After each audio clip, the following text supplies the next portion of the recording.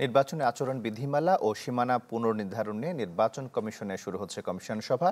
এ বিষয়ে আরও খবর জানাতে আমাদের সঙ্গে যুক্ত হচ্ছেন আশিকিন প্রিন্স। প্রিন্স, আজকের বৈঠকের এজেন্ডাগুলো নিয়ে আমাদের বিস্তারিত জানাবেন। তমালে কিছুক্ষণের মধ্যেই শুরু হবে নির্বাচন কমিশনের কমিশন সভা এবং এই সভার প্রতিনিধিত্ব করবেন প্রধান নির্বাচন কমিশনার এএমএম নাসিরউদ্দিন। উপস্থিত থাকবেন অন্যান্য 4 কমিশনার সহ নির্বাচন কমিশনের উচ্চপদস্থ কর্মকর্তারা।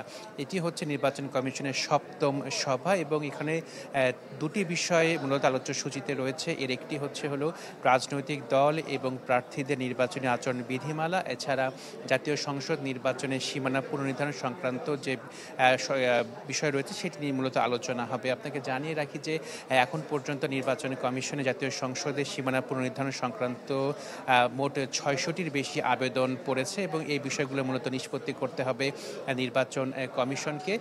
আর আরেকটি বিষয় জানিয়ে রাখি যে 22 জুন মূলত শেষ হচ্ছে রাজনৈতিক দলগুলো নিবন্ধনের যে আবেদন, সেটা আবেদন জমা দেওয়ার সর্বশেষ তারিখ। এর মধ্যে এখন পর্যন্ত 70টির বেশি রাজনৈতিক দল নিবন্ধনের জন্য আবেদন করেছে এবং 22 তারিখের পরেই মূলত যাচাই বাছাই করা হবে কোন কোন দলকে নিবন্ধন দেওয়া হবে নির্বাচন কমিশনের পক্ষ থেকে।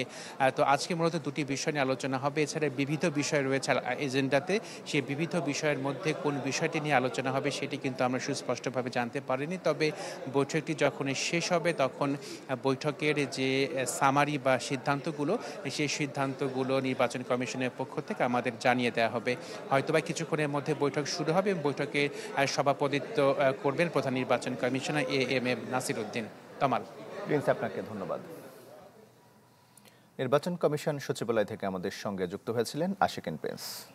গ্লিটারের টুইন লেমন ও অ্যান্টিব্যাকটেরিয়াল ফর্মুলা বাসনকে চকচকে জীবাণুমুক্ত করে আমাদের দেয় গ্লিটার গ্যারান্টি।